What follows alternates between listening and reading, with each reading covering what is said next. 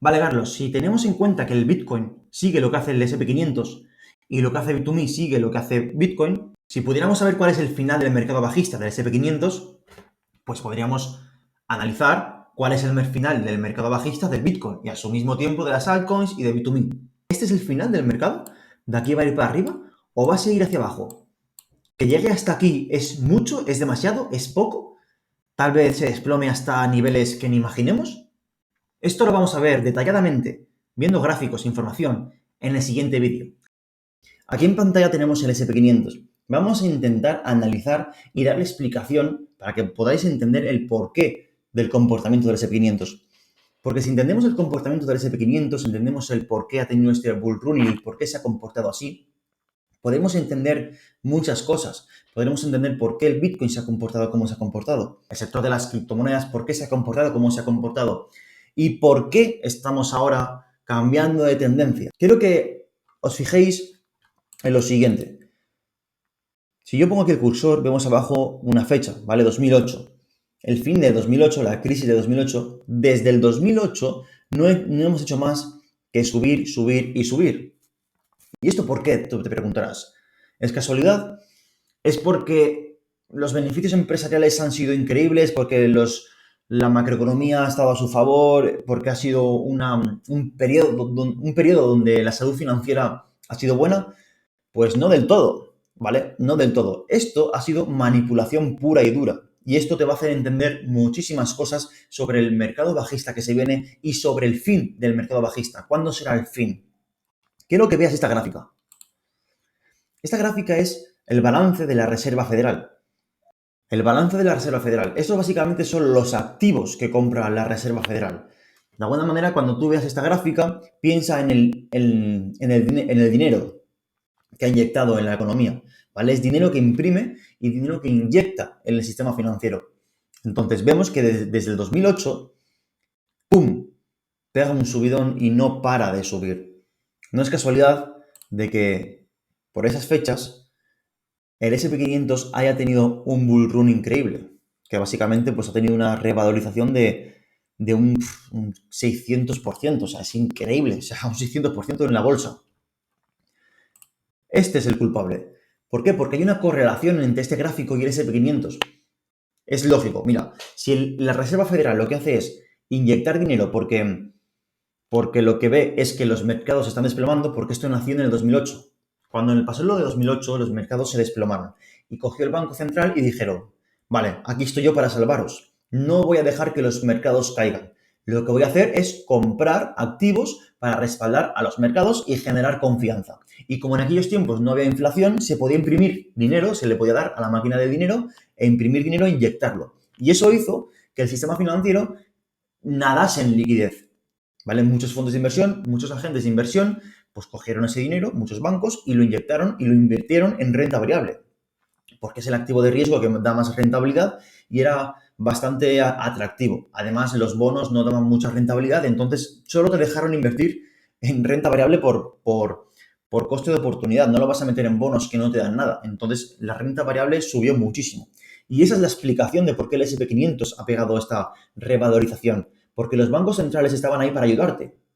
Hicimos un vídeo anteriormente de que las dinámicas de inversión han cambiado, de que en esta etapa tú cuando comprabas las caídas al final ganabas dinero y era porque papá Banco Central, la Fed, estaba detrás. Entonces, claro, el S&P 500 no ha hecho más que subir, subir y subir.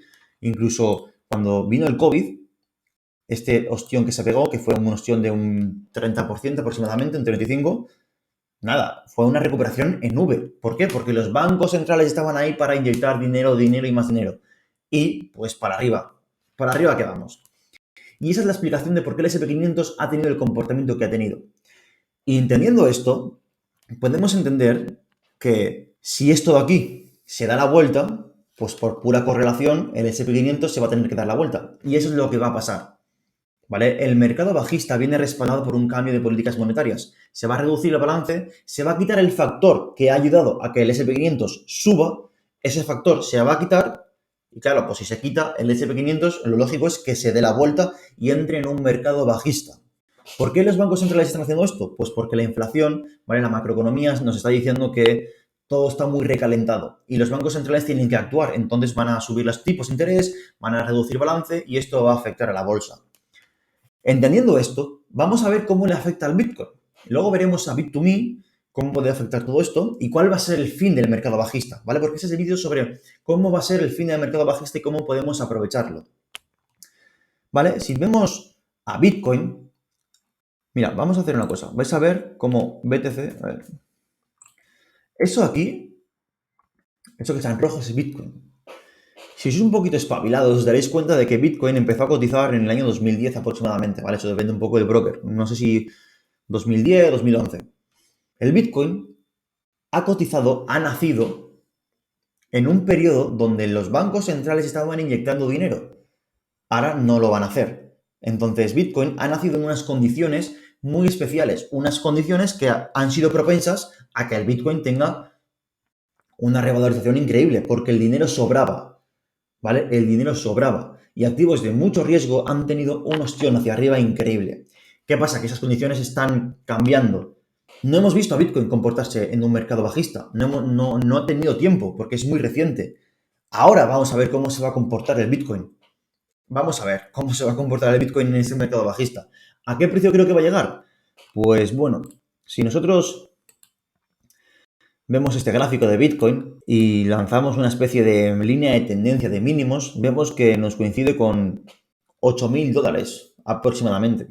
Yo sinceramente creo que Bitcoin va a llegar a $10.000, $8.000, $9.000. Me podéis llamar loco, eso es lo que yo creo. ¿Por qué creo esto? Porque creo que al S&P 500 aún le queda muchísima caída. Pero hasta ahí aún no hemos llegado. Luego os explicaré por qué creo que le queda mucha caída y por lo tanto creo que a Bitcoin también le queda mucha caída, porque Bitcoin está muy correlacionado con la bolsa.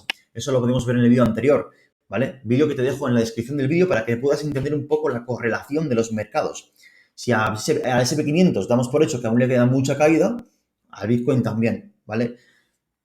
Eso es lo que yo creo y es lo que estoy operando realmente, ¿vale? Yo opero en corto en base a lo que estoy diciendo. Bitcoin, seguramente habéis visto muchas veces este tipo de gráfico del Bitcoin, ¿vale? ¿Qué es esto?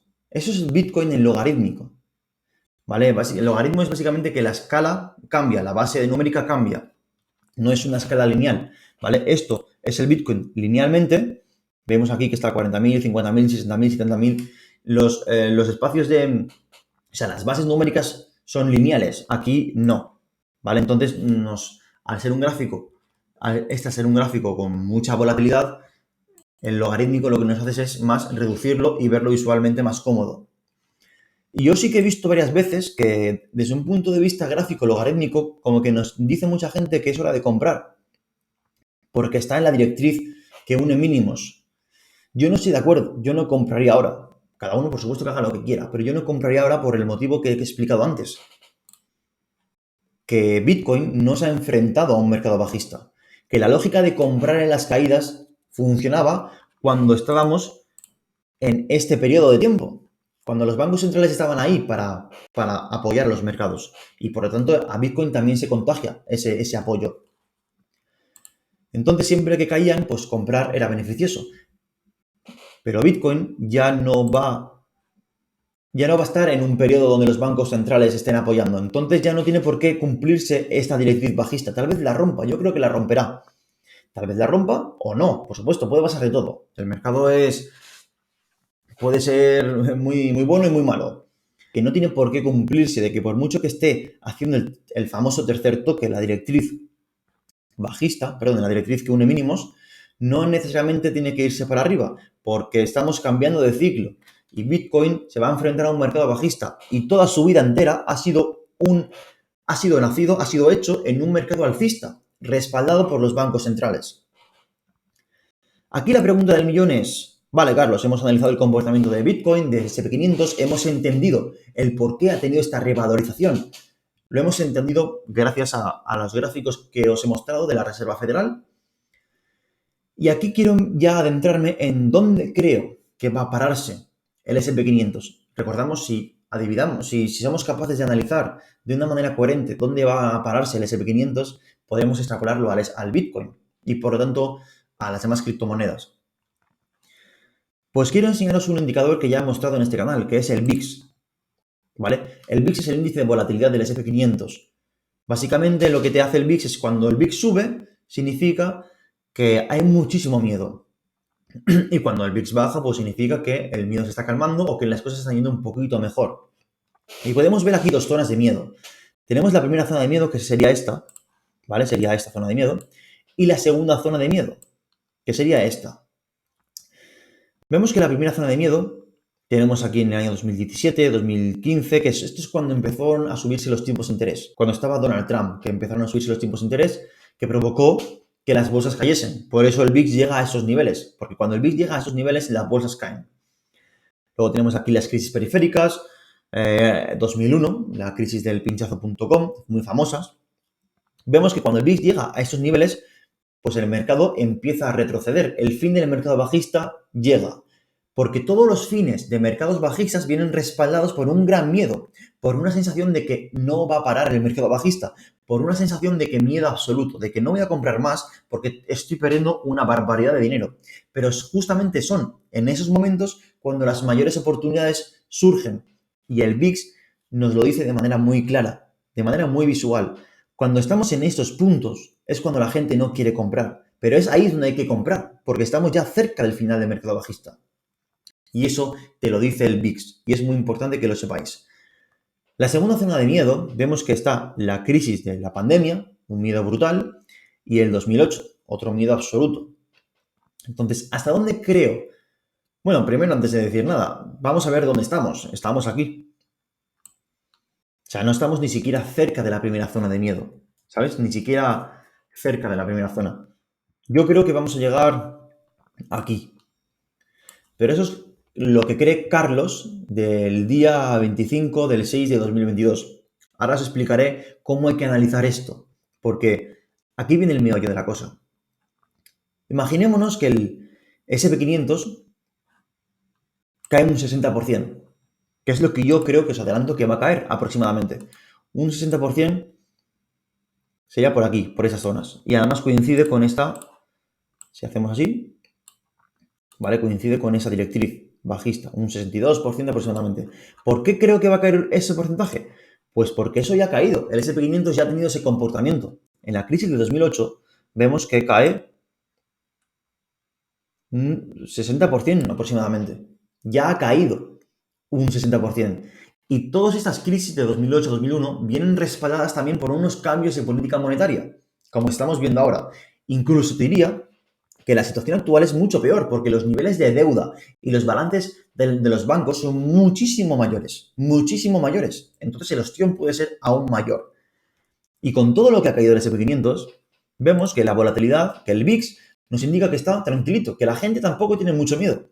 Y recordemos, un real mercado bajista, el fin de un mercado bajista, viene respaldado por muchísimo miedo.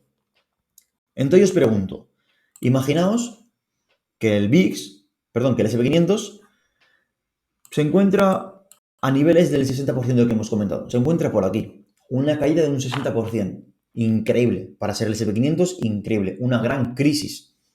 Vemos que el SP500 está por esta zona y que el VIX se encuentra en la primera zona de miedo. ¿Significa eso que el fin ha llegado? Pues bueno, a priori parece que sí, porque es un gran porcentaje de caída y estamos en una zona de miedo. Pero la clave en esto no es decir, vale, está en la primera zona de miedo, vamos a comprar, porque se ha acabado el mercado bajista. Vamos a comprar Bitcoin, vamos a comprarlo todo. No, la clave será escuchar lo que dicen los bancos centrales. Si estamos en la primera zona de miedo, o incluso en la segunda, me da igual, ¿vale? Si estamos en la primera o la segunda, tenemos que escuchar en aquel momento, porque a lo mejor tardamos un año o un año y medio en llegar en esas zonas. Tendremos que escuchar a los bancos centrales en aquel momento. Si las políticas monetarias las cambian, si vemos que estamos en la primera zona, pero las políticas monetarias no son expansivas, siguen siendo contractivas, no quieren bajar tipos de interés, no quieren comprar y no quieren inyectar liquidez, entonces olvídate. O sea, la primera zona yo creo que no se va a respetar. Creo que va a ir a por la segunda. Porque los bancos centrales no están ayudando a que los mercados financieros suban. Y recordemos que ellos tienen el poder, haciendo lo que hicieron en el 2008. Entonces, hasta que no se cambien las políticas, no van a subir los mercados financieros. Si estamos en la segunda zona y lo mismo, los bancos centrales no cambian el discurso, yo creo que tampoco va a subir. A lo mejor El S&P 500 está a niveles incluso de 1.521 puntos, es decir, en máximos históricos del 2008, eso sería un desplome del 70%, muchísimo. Es un desplome increíble. Yo creo que no va a caer tanto, pero bueno, es que nunca digas nunca. Yo creo que con que llegue a la directriz esta que hemos comentado, ya es una buena caída. Pero la clave va a ser el VIX y los bancos centrales. Si el VIX se encuentra en la primera zona y los bancos centrales mantienen el discurso contractivo, no va a subir. Creo que caerá más. Tenemos que fijarnos en eso, ¿vale? Para concluir este vídeo, quiero daros estas pautas, ¿no? Es decir, fijarnos técnicamente desde el punto de vista de análisis técnico del S&P 500, si nos cuadra las zonas, evidentemente tenemos que buscar zonas de soporte para empezar a ver que como que ya ha llegado al fin. Esta zona que he marcado creo que es bastante interesante.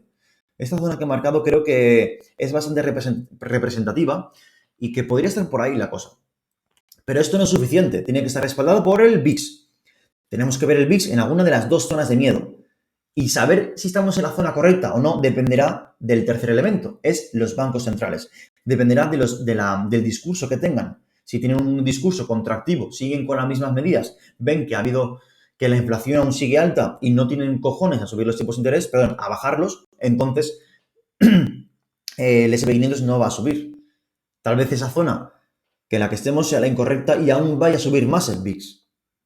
Pero si vemos que estamos en la primera zona, por ejemplo, o en la segunda, y que los bancos centrales empiezan a bajar tipos de interés, empiezan a tener discursos más expansivos, pues oye, tal vez ahí sí que sea el fin del mercado bajista, ¿vale? Dependerá de esto. Hay muchos indicadores, podemos verlo de muchas maneras. El VIX es uno entre muchísimos indicadores, pero a mí personalmente es el que más me gusta, ¿vale? Entonces, sé que ha sido un vídeo largo, pero creo que es interesante que sepáis esta información para que vosotros mismos podáis analizar el mercado. Porque esto irá cambiando con el tiempo. A lo mejor de aquí a un año el VIX lo vemos en zonas de entre el 47 y 52, que es la primera zona de miedo. Incluso a lo mejor lo vemos mucho más arriba. Pues ahí será momento de escuchar a la Reserva Federal, a ver qué nos dice. Y ahí estaré yo para analizar ese discurso, para documentar todo este mercado bajista. Así que te invito a que te suscribas para poder ver más vídeos como este, que me des ideas, que comentes en los comentarios a ver qué te parece, qué te gustaría que pudiéramos analizar, qué dudas tienes. Entonces, gente, me despido aquí. Espero que se haya hecho ameno, que lo haya explicado bien, que lo tengáis claro, que tengáis en cuenta el S&P 500, el VIX y los futuros discursos de los bancos centrales, que en ese momento analizaremos y lo uniremos todo lo uniremos para sacar conclusiones de saber si es el fin del mercado bajista y tenemos que comprar Bit2Me, Bitcoin, renta variable y todo lo que se nos ponga por delante. Así que nada, gente, suscríbete, dale un like y nos vemos en la próxima. Un saludo.